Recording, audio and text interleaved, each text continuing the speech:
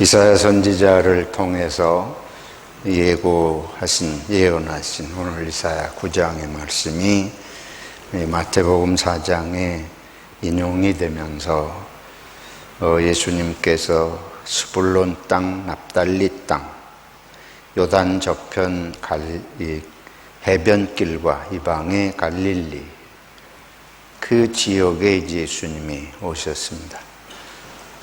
그 지역을 어떻게 보신가 하면 흑암에 앉은 백성이 큰 빛을 보았고 사망의 땅과 그늘에 앉은 자들에게 빛이 비치었도다.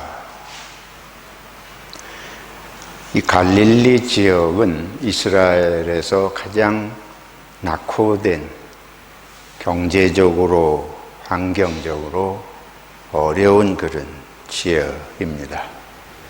가장 변방의 지역이라고 볼 수 있는데, 예수님께서 하필 그런 곳에 나셨는가?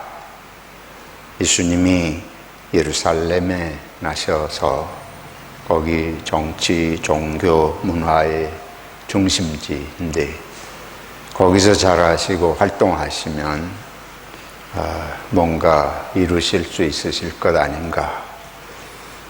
이런 그 변방 지역에 나신 뜻이 무엇인가? 우리 이사야 9장의 말씀을 통해서도 이제 깨닫게 되지만, 주님께서는 어두운 곳, 고통당하는 사람들, 버려진 사람들, 현실적으로 그런 속에 있는 상황에 오셨습니다. 근데 그 지역에서 이제 활동을 시작하시면서 예수님이 전파한 메시지를 보면, 이때부터 예수께서 비로소 전파하여 이르시되 회개하라, 천국이 가까이 왔느니라. 회개를 말씀하시고 천국이 가까이 왔다, 이런 말씀을 하십니다. 근데 그 지역 사람들에게 이게 과연 먹혀들 메시지일까? 이들이 땅을 갈아엎는 그런 농사를 좀 하든가, 갈릴리 바다를 중심으로 물고기를 잡는 생활을 하든가, 좀 양을 여유가 있으면 양을 치든가, 이런 생활을 이제 할 터인데, 그들에게 무슨 죄가 그리 많겠습니까? 우리 일반적으로 생각을 하면 남을 그렇게 크게 해치고 극악무도하고 이런 거는 생각하기 어렵잖아요. 근데 거기다가 회개하라 그러시고 또 천국이 가까이 왔다. 그 지경의 사람들에게 천국이 무슨 마음에 와 닿겠는가? 우리가 생활이 어려우면 우선 먹고 사는 게 급해요. 우리 한국에서 어려운 시절에 60년대, 70년대에 전부 서울로 몰려들었습니다. 무작정 상경.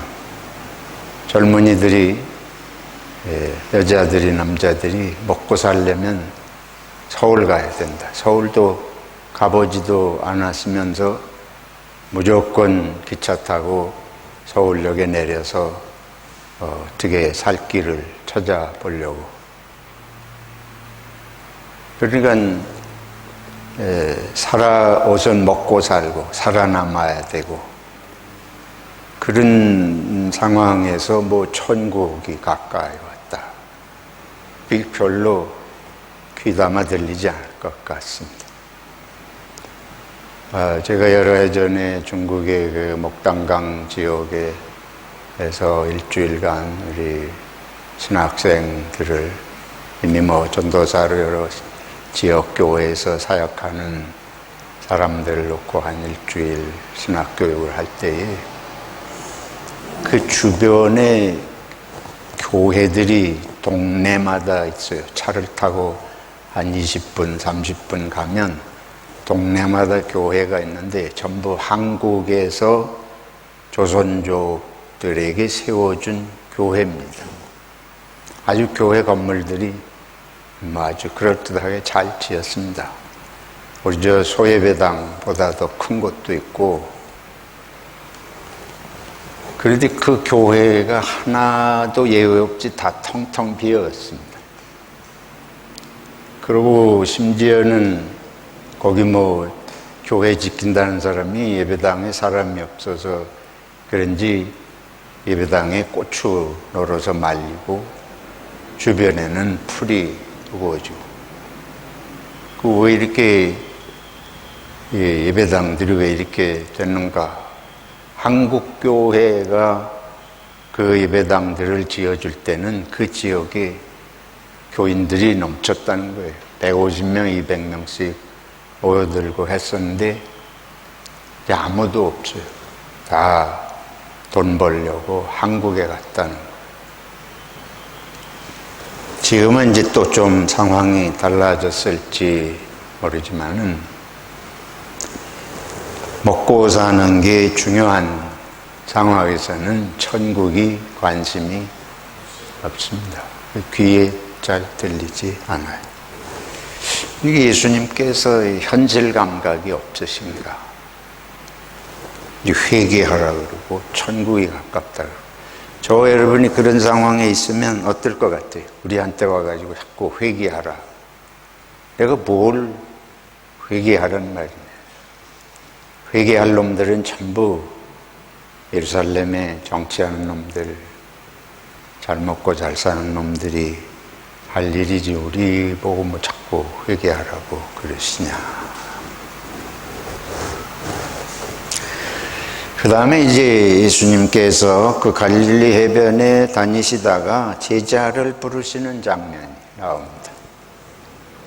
두 형제 베드로와 그 시몬, 베드로라 하는 시몬과 그 형제 안드레. 우리가 얼마 전에 요한복음에서도 이 장면을 보았습니다만 조금씩 기록이 이제 장면에 이제 차이가 있습니다. 두 사람을 부르셔요. 설명도 없어요. 그냥 아주 간단히. 갈릴리 해변에 다니시다가 두 형제 곧 베드로라 하는 시몬과 그의 형제 안드레가 바다에 그물 던지는 걸 보시니 그들은 어부라. 말씀하시되 나를 따라오라. 상황 설명이 없잖아요. 누가복음에 가면 조금 설명이 있습니다마는 내가 너희를 사람을 낚는 어부가 되게 하리라 하시니 그들이 곧 그물을 버려두고 예수를 따르니라. 이게 여러분 납득이 돼요? 이게 얼마나 황당한 얘기예요. 그물 던지는 두 형제에게 나를 따르라. 예수님을, 여긴 마태복음은 정말 황당한 얘기를 하고 있습니다. 누가복음에 가보면 이제 5장에 밤새도록 고기잡이 하다가 못 잡은데 예수님이 오셔서 깊은 데 그물을 던지라 해서 해보니까 고기를 많이 잡았다. 그런 얘기라도 하면 조금 이해가 되죠. 아, 그랬구나. 여기는 뭐 그것도 없어요. 그냥 다짜고짜 나를 따라오라. 그리고 뭐라 그러신 건 내가 너희를 사람을 낚는 어부가 되게 하리라. 이게 무슨 소리예요? 그러니까 이들은 물고기 잡아가지고 사는 어부들이니까 낚는다는 말과 어부라는 말은 금방 이해가 되지만 사람을 낚는다는 건 뭘 말하는가? 아마 우리 같으면 무슨 회사를 운영하는 사람이면 사람 낚는다. 금방 자기 회사 직원 낚아들이는 뭐 그런 얘기로 생각할 것 같아요. 그렇죠? 교회 목사한테 사람 낚아들인다 그러면 어떤 생각 들 것 같습니까? 뭐 자기 생각에 맞춰서 다 이해하게 될 것인데, 이 사람들은 물고기 잡는 사람들, 물고기 잡는 사람들이 사람을 낚는 어부가 된다. 그건 뭔가 우리가 일꾼을 많이 거느리고 배를 많이 사고 부자가 되게 하실 건가? 아마 그런 생각을 평범하게 하면 할지도 모르겠어요. 차라리 그게 바라는 소원이죠. 그렇게 된다면 그거보다 더 큰 소원이 어디 있겠어요. 근데 그물을 버려두고 예수를 따랐다는 게 이게 충격적인 얘기입니다. 만약에 예수님이 사람을 낚는 어부가 되게 한다고 하시는 거를 자기들이 지금 하고 있는 직업이 이게 더 잘 되게끔 사람 써가지고 할 만큼 이렇게 될 일이라고 생각했다면 그물 버리고 예수 따랐다는 건 이거 맞지를 않잖아요. 거기서 더 가시다가 다른 두 형제 곧 세베대 아들 야고보와 요한 이 두 형제를 또 만납니다. 그의 아버지 세베대와 함께 배에서 그물을 깁는데 물고기 잡이하려고 그물을 깁는데 부르시니 그들이 곧 배와 아버지를 버려두고 예수를 따르니 이건 더 황당한 얘기예요. 누구를 버렸대요? 배와 아버지를 버려두고 두 형제가 예수님을 따랐다는 거예요. 이것도 말이 안 돼. 뭔가 거기에 비하인드 스토리가 있을 것 같은데 뭔지는 모르겠어요. 이 복음서가 성경이 그걸 이 장면에서는 구체적으로 설명이 없습니다. 이 성경은 왜 그런 납득할 만한 설명도 없이 이런 얘기를 소개하고 있는가? 누가 이걸 믿을 얘기고 받아들일 얘기라고 소개하고 있는가? 굉장히 의문이 드는 그런 내용이 옳습니다. 그래서 성경은 참 이해하기 어려운 내용들이 많습니다. 근데 그런 비하인드 스토리를 일일이 설명하지 않는 것은 우리는 이해를 해야 이해하려고 뭐든지 내 생각에 내 머릿속에 필터가 있어가지고 내 필터를 거쳐서 이 필터로 받아들일 만한 것만 받아들이는 거예요. 근데 이런 스토리는 머리로 필터를 거쳐서 받아들이기 안 됩니다. 여러분 됩니까? 그냥 예수 오래 믿어서 이제 성경도 다 알고 하니까 그런가 보다 안 읽어도 다 알아. 교회 주보의 설교 제목만 봐도 벌써 어디서 시작해서 어디서 끝날지 다 알아. 내가 이거 다 들어볼 것도 없어.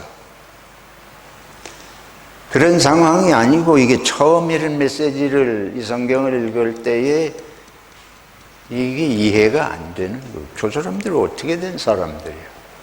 어떻게 그냥 따르라 그러니까 부르셔서 따르라 그러니까 뭘 보고 저렇게 따랐는가? 근데 거기에 핵심이 들어가 있습니다. 저 여러분이 모든 하나님의 세계를, 진리의 세계를, 기독교의 예수 그리스도의 세계를 여러분 머릿속에 이미 들어있는 필터를 통해서 걸러내면서 받아들이기 때문에 우리 삶은 아무런 변화가 일어나지 않습니다. 그냥 듣는 거지 믿는 것은 믿지 않아요. 그냥 그런가 합니다. 정말로 믿는다면 삶으로 나타날 수밖에 없을 거예요. 근데 여기의 핵심은 이거예요. 예수를 따라야 할 뭔 이유가, 확실한 납득될 만한 이유가 발생하고 이런 것을 그냥 건너뛰고 있습니다. 우리 산다는 게 뭔가를 얻어들이고 그걸 잃어버리지 않고 지키고 할 수 있으면 더 불리고 그거 아니에요? 하면서부터 우리가 그거 이상 한 게 별로 있지 않다는 생각을 이제 해보게 되면서 이 사람들은 지금까지 자기들이 해온 거 이거 지켜야 되고 바라는 건 이걸 더 올리는 길인데 예수님 말씀 듣고 그냥 다 버리고 예수님을 따라갔다. 예수님이 무슨 약속을 하셨나? 그러면 납득이 될 거예요. 예수님이 앞으로 나를 따라오면 더 잘 될 거야.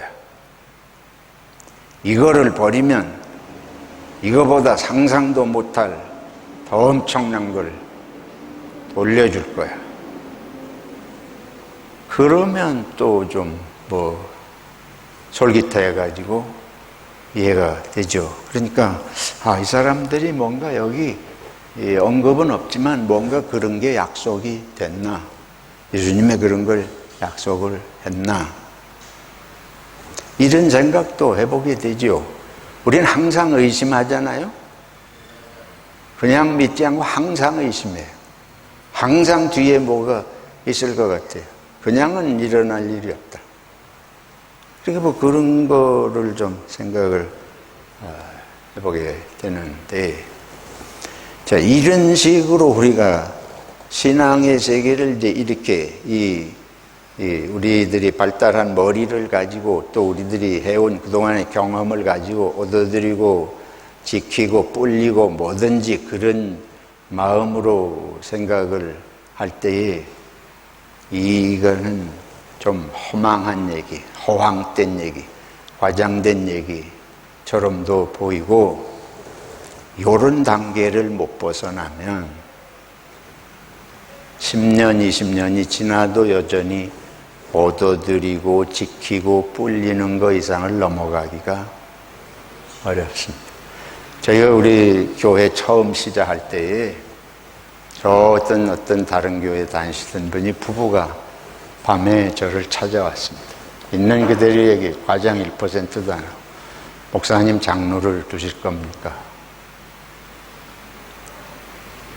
그래서 자기들이 우리 교회에 나오는 조건을 아주 내놓고 얘기를 하더라고요. 그러면서 가끔 제가 드린 말씀이에요. 죽을 때에 그래도 묘비에 그냥 평신도 이름만 있는 것보다 장로 누구누구 그런 게 좋지 않습니까? 내가 그대로 옮기는 거예요. 그걸 비난하려는 게 아니에요. 믿음이 없다고 비난하려는 뜻에서가 아니고 잘 새겨들으세요. 장로도 얻는 거지. 교회 이만큼 다녔으니까 그것도 하나의 얻는 거예요. 또 지키고 거기다가 더 불리고, 이런 우리들이 살아가는 방식의 한 부분이에요. 교회도 얻는 거, 지키는 거, 이걸 통해서 더 이제 종합적으로 말하면 그게 재산이 됐든 명예가 됐든 뭐가 됐든 간에 교회 통해서도 내가 얻어들여. 교회에다 내가 헌신하면 대가가 있어야지. 말은 안 해도 우리 머리는 그렇게 돌아가고 있습니다. 물론 누구 한 사람이 아니고 모두 우린 그렇게 살아왔고 이게 머릿속에 배어 있습니다. 제가 목회 40년 이민교회 하면서 새해 되면 항상 고민이에요. 새해 되면 이런 부서 같은 거 이런 거 다 변경을 하잖아요. 반드시 무슨 풍파가 일어나요. 생각지 않은 풍파가. 그래서 그게 내 경험으로 보면 사탄이 연말연시를 기다리는 것 같아요. 그때 되면 사람들의 심리가 어떻게 되고 교회에 뭐가 있는 걸 알고 귀를 쫑긋하게, 그렇게 사탄이 우리들의 심리를 요리 뒤집었다 저리 뒤집었다 하면서 쓰러뜨릴 일들, 교회 혼란 일으키고 또 몇 가정인가는 떠나고. 이게 제가 이런 말씀까지는 안 드렸던 것 같은데 해마다 예외 없이 제 가슴 속에 마음을 두근거리게 하던 일들입니다. 지금은 이제 우리 교회 여러분들이 이렇게 됐으니까 그랬습니다만은 슬픈 일입니다. 근데 뭐 어떻게 보면 이상할 것이 없어. 근데 이 사람들은 어떻게 된 거예요? 이 제자들이 그물을 버려두고 예수를 따랐다. 배와 아버지를 버려두고 예수를 따랐다. 예수님이 아마 약속을 안 하셨어도 우리가 누가복음을 바탕으로 보면 거기서는 밤새도록 못 잡던 고기를 예수님 말씀 한마디에 의해서 배가 가라앉을 정도로 동무들을 불러와 가지고 물고기를 끌어올리고 그물이 찢어질 정도로 이렇게 잡혔다고. 그러니까 이분 따라가면 뭐가 있겠네. 이거 다 버려도 뭔가 더 나올 것 같은 기대감이 있었지 않을까? 안 그렇겠어요? 이분들이나 우리는 뭐가 다릅니까? 우리가 더 나올 게 없는데 가요? 여러분 그래 보신 적이 있습니까? 내 거 내놓으면서 가보신 적이 있습니까? 그러니까 제자들도 그 고기 누가복음을 보면 조금 납득이 돼요. 납득이라기보다 그럴 것 같아요. 밤새도록 해도 못 잡던 거를 한순간에 이렇게 했으니까 이분은 보통 분이 아니다. 따라가면 뭐가 있겠다.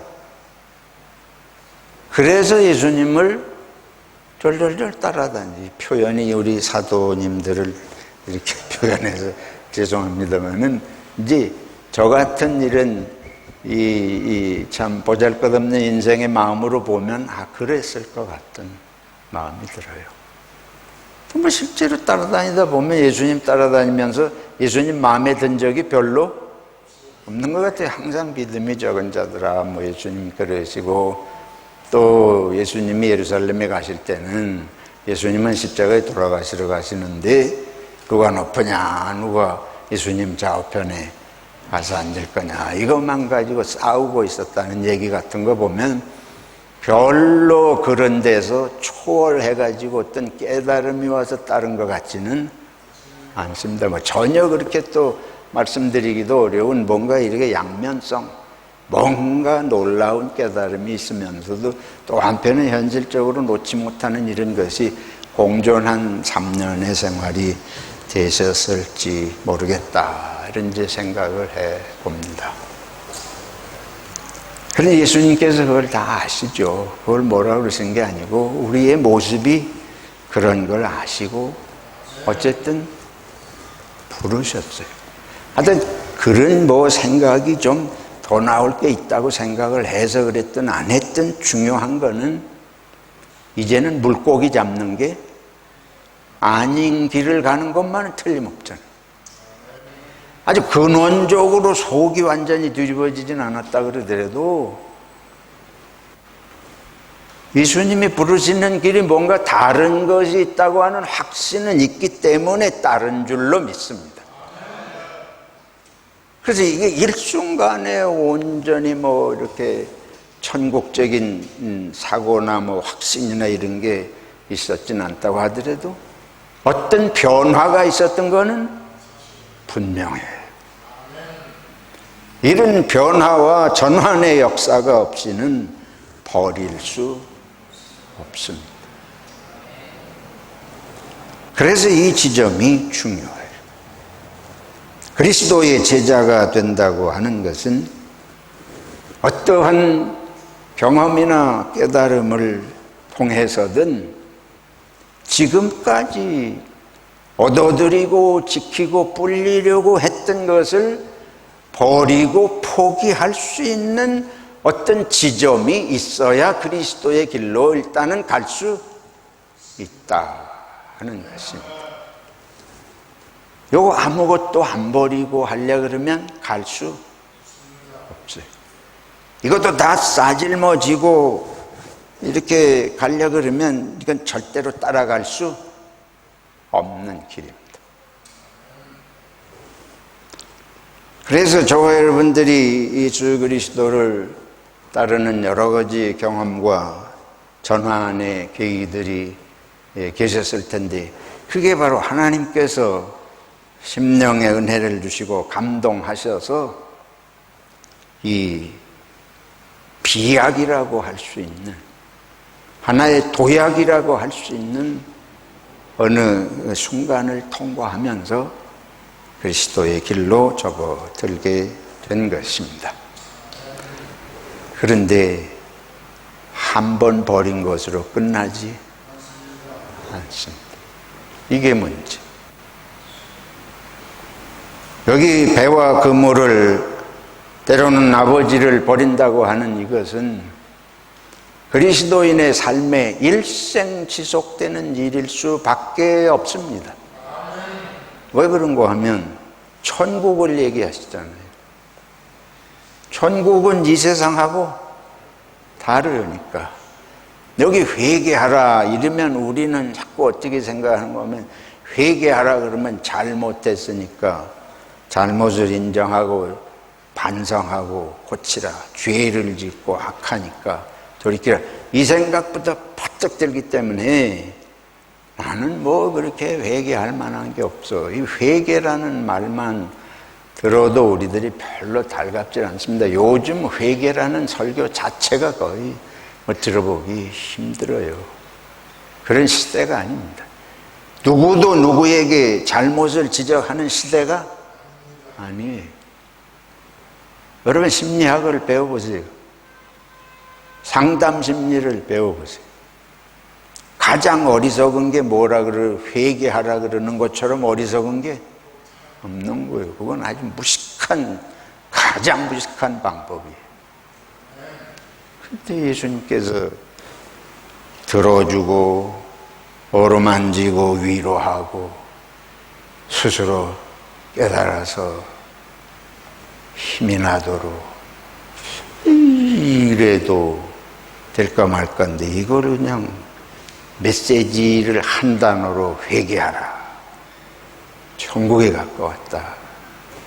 근데 이 말씀은 지금 사는 방식이 천국의 삶하고 다르다는 거예요. 그리고 삶의 방식을, 삶의 의미를 바꾸라는 얘기입니다. 그거 뭐 잘못하고 죄 짓고 이런 것은 부분적인 얘기예요. 그게 거기 포함될 수 있지만 그거보다 훨씬 광범위하고 뿌리 깊은 얘기입니다. 그건 뭔가 하면 내가 생각하는 인생이라는 게 뭔지, 가치관이 뭔지, 이웃을 보는 마음이 무엇인지, 하여튼 삶의 모든 것이 송두리째, 이게 뿌리째 방향이 바뀌어야 된다는 걸 말씀하는 줄로 믿습니다. 즉 우리가 지금 다 그 길로 가고 있는데, 천국과 이 세상이 이렇게 다르니까. 근데 우리는, 우리 부모님도 그렇고 조상도 그렇고 이웃의 갑돌이 갑순이도 그렇고 다 천국하고는 안 맞는 생활을 하잖아요. 이 세상하고 맞는 생활을 하지, 예수님이 말씀하신 천국하고 맞는 생활이 아니잖아요. 우리 지난번에 이제 마태복음 5장인 대로 가난하고 뭐 심령이 가난하고 긍휼히 여기고 뭐 이런 얘기들이 다 맞지 않는 얘기입니다. 그러니까 우리 살아가는 순간순간마다 예수님의 말씀을 받아보면 이게 잘 안 맞아. 그러니까 그때마다 불편하잖아요. 그때마다 예수님 말씀을 들으면 뭔가 내가 생각하는 거를 버려야 될 것 같고, 내가 가지고 있는 거, 누리는 거를 버려야 될 것 같은데, 이게 그때마다 부딪히잖아요. 그때마다 안 부딪힐 수가. 그래서 신앙의 길은 평생 버리는 훈련인 줄로 믿습니다. 우리가 이걸 잊어버려. 그래서 목사가 돼가지고 몇십 년 정도 되면, 아, 나는 진짜 신앙인가? 개뿔이나? 용서하시고 들으세요. 처음에 감격은 있지만 세월이 갈수록 도로 세상 사람이 됐습니다. 목사라는 이름만 가졌지, 장로라는 이름만 가졌지, 내 모습은 금을 던지기 이전하고 별로 달라진 게 없어요. 그러니까 교회도 세상하고 다르게 움직여지지, 교회 가니까 다른 사람들이 있는 게 다르게 사나, 가보니까 달라요? 뭐가 달라? 교회 가도 싸워. 교회 가도 직분이 높은 것 같이 행세를 해. 교회 가도 더 많이 먹어. 교회 가도 더 잘 먹어. 요거는 목적이 있는 얘기입니다. 우리 점심 먹는 거 이제 바꾸자. 근데 넓게 보자고요. 제가 반성하면서, 회개하면서 여기 말씀대로, 이 지점들이 뭐 할 지점이에요? 이게 회개할 지점이에요. 뭐 그거로 회개합니까? 그것도 회개예요? 아니면 뭐예요? 우리가 하나님의 나라의 말씀에 비추어서 하지 않는 모든 것은 결국은 천국하고 맞지 않으니까 뭐 하라는 말씀입니까? 그러니까 이게 삶의 전반에 관한 말씀이 아니고 뭐예요? 우리는 잘 나갈수록, 예수 안에서 잘 나갈수록 회개할 것이 점점 없게 되죠. 없게 돼요. 그러니까 하나님이 축복하셔서 잘 됐지. 그리고 내가 잘했으니까 뭐 했어요? 하나님이 축복하셨지. 이거 완전 기복주의적인 사고인데, 뿌리가.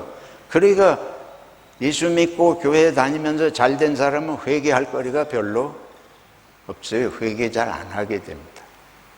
근데 망하면 이제 뭐가 잘못됐나. 그러니까 세상에 제일 회개 많이 할 사람은 누군가 하면 예수님이요. 예수님. 우리가 볼 때는 예수가 잘못됐지 우리가 잘못된 게 아니에요. 그러니까 사람들이 예수님 십자가에 돌아가실 때 통쾌했을 겁니다. 바리새인 사두개인들은 예수 십자가 달려 돌아가실 때에 통쾌한 거예요. 왜? 누가 벌 받아? 우리가 받는 게 아니고 저 예수가 벌 받는 거예요. 예수님이 하나님의 버림을 받았어요. 그러니까 예수가 틀렸고 누가 맞은 거예요? 우리가 맞은 거지. 그러니까 우리는 싸우면, 돌이키기 싫으면 그런 벌 받는 사람. 그래서 교회에서 싸우면 다른 사람이 하나님 벌 받기를 바래. 이 기가 막힌 우리 심성. 저 사람이 안 되기를 바래. 망하기를 바래. 병들기를 바래. 그러면 쌤통이다. 누구한테 받는다? 하나님한테 받는다. 그러니까 마귀 새끼고, 누구는 나는 하나님의 자식. 그래서 결론입니다. 우리는 안 버리고 삽니다. 회개 안 하는 거예요. 그래서 우리 생활이 변하지 않습니다. 그래서 겸손해지지 못해. 그래서 양보하지 못해. 그래서 평화하지 않습니다. 끝까지 싸워. 끝까지 싸워. 끝까지 이기고. 아직 예수 안에서 버려본 적이 없다. 아직 예수 믿고 얻어드리고 여전히 지키려고 그러고 더 불려야지 내려가고 잃지 않는 모습. 그래서 이 성경이 그물을 버려두고 배와 버지를 버려두고라는 왜 이 표현을 하셨는가? 그냥 따랐다고 하지 않고, 또 이런 표현 읽으면 안 믿는 사람들에게는 이해도 안 되고 황당한 얘기 같을 터인데, 성경은 우리 속을 아십니다. 저와 여러분의 본성을 아시면서 자꾸 딴소리 하지 말고, 자꾸 이 머리 써가지고 변명하고 핑계대고 딴소리 하지 말고 그냥 예수님 가시는 대로 따라라. 이게 순종의 진실한 의미인 줄로 믿습니다. 기도하겠습니다. 하나님 아버지, 빛 가운데 오셨지만 저희는 빛을 누리고 그러나 아직 어둠 속을 벗어버리기 싫습니다. 남이 비춰주면 그것을 누리긴 하겠지만 내가 나를 희생해서 빛이 되는 것은 원하지 않습니다. 주님, 흑암 중에 오시고 십자가의 길을 가시고 제자들을 부르셨사온데 저희들이 희생 없는 그리스도, 희생 없는 신앙만 생각해 온 것을 진심으로 자복하며 우리의 눈을 열어 벗을 수 있고 버릴 수 있는 용기를 주시옵소서. 예수님의 이름으로 기도하옵나이다. 아멘.